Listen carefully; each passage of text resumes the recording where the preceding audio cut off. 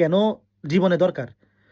এটা যাদের ধরো ঢাকা শহরে নিজের বাবার ফ্ল্যাট আছে, গাড়ি দিয়ে ঘুরে চড়ে, এরাও তো ফেসবুকে আছে, এই ভিডিও তো এরাও দেখবে, এরা আমার ঠিক গাইলাবে যে বুংচুং মোটিভেশন দিচ্ছে। ওরা তো ধরো বুঝবে না যে কত ধানে কত চাল। হ্যাঁ, একটা কথা আছে না যে the wearer knows where the shoe pinches.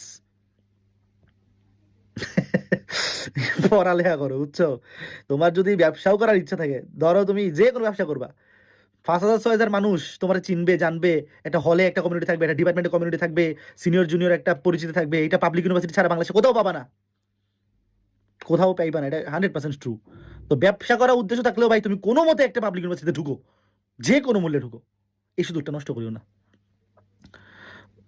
তো ভাই আমি আবার বলতেছি, তোমাদের জিএসটিতে চান্স পাওয়ার জন্য যা প্রিপারেশন নেওয়ার সব তোমরা পড়ছো, 2 2.5 বছর 3 বছর কম বেশি যাই পড়ছো না কেন, এনাফ পড়ছো। খালি আগামী 50 খালি রিভিশন, সকাল বিকাল সন্ধ্যা রাত ভাই,